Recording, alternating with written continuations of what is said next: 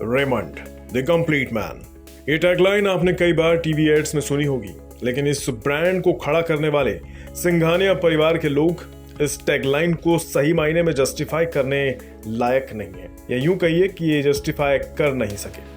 आज सिंघानिया परिवार अपने पारिवारिक झगड़ों के कारण सुर्खियों में है। इनके घर के कलह कलेश आम लोगों के बीच चर्चाओं का विषय बन चुके हैं। लेकिन इनके झगड़ों की चर्चा से पहले आपको पता होना चाहिए रेमंड कंपनी और इसके मालिकों का इतिहास क्या रहा है। आजादी से पहले के कई देसी ब्रांड्स ऐसे रहे जिनके नाम का डंका पूरी दुनिया में बजता था। ऐसा ही एक भारतीय ब्रांड है रेमंड, जिसके कपड़ों की क्वालिटी का कोई जवाब नहीं। एक दौर तो ऐसा भी था जब बेहतरीन कपड़ों का मतलब ही रेमंड माना जाता था। 1900 का साल था जब पहली बार रेमंड की स्थापना हुई थी। हालांकि तब इसे वूलन मिल के तौर पर पहचान मिली थी। 1925 वो साल रहा जब वूलन मिल को नाम मिला रेमंड वूलन मिल, और साल 1940 में रेमंड को कानपुर के सिंघानिया फैमिली ने खरीद लिया। सिंघानिया परिवार पहले से ही जेके ग्रुप ऑफ कंपनीज की कमान को तब संभाल रहे थे।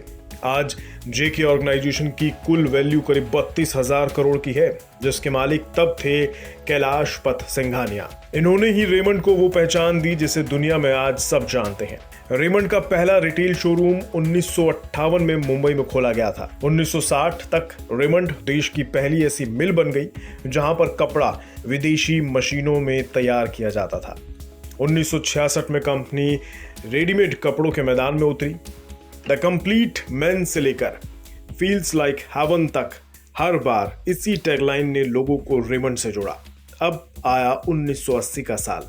रेमंड की कमान आई विजयपथ सिंघानिया के हाथ। इन्होंने कंपनी को आधुनिक कर दिया।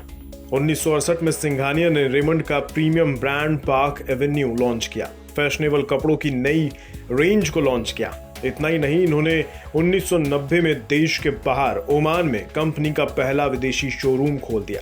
यानी इन्होंने ही अपने पारिवारिक बिजनेस को शिखर तक पहुंचाने में कोई कोर कसर नहीं छोड़ी। लेकिन इन्हीं से शुरू होता है परिवार में झगड़ों का सिलसिला। गौतम सिंघानिया, जिनका मुद्दा चर्चाओं में है, अगर इनका फैमिली बैकग्राउंड देखें तो इनको पारिवारिक कलेश विरासत में मिले थे। गौतम सिंघानिया के पिता विजयपथ सिंघानिया ने अपने भाई जयपथ की मौत के बाद उनकी पत्नी वीणा देवी और 2 बेटे अनंत और अक्षयपथ को घर से बाहर कर दिया था।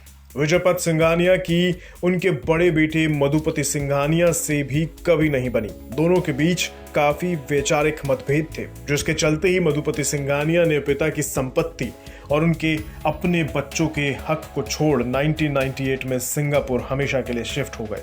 हालांकि इस मुद्दे ने भी बाद में लड़ाई का रुख इख्तियार कर लिया था, जो कोर्ट तक जा पहुंचा था। 1998 के तुरंत बाद जुलाई 1999 में गौतम सिंघानिया को प्रमोट कर रेमंड का डायरेक्टर बना दिया था विजयपथ सिंघानिया ने। साल 2015 आते आते विजयपथ सिंघानिया ने अपने सारे शेयर अपने बेटे गौतम सिंघानिया को दे दिए। इन शेयरों की कीमत उस वक्त 1,000 करोड़ रुपए थी। उस वक्त उन्होंने अपनी 12,000 करोड़ की कंपनी अपने बेटे गौतम को सौंप दी थी। इस रेमंड के आज 600 शहरों में करीब 1500 से ज्यादा आउटलेट्स हैं।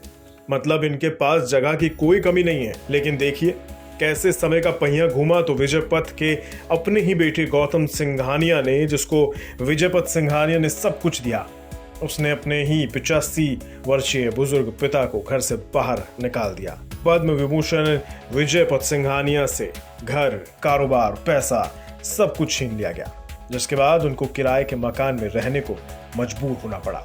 आज सिंघानिया परिवार का नया मुद्दा चर्चाओं में है। गौतम और उनकी पत्नी नवाज के बीच भी वही सब हो रहा है जो बीते वर्षों में परिवार में होता आया है। पिता की तरह बेटे गौतम सिंघानिया भी रिश्तों को संभालने में फेल हो गए।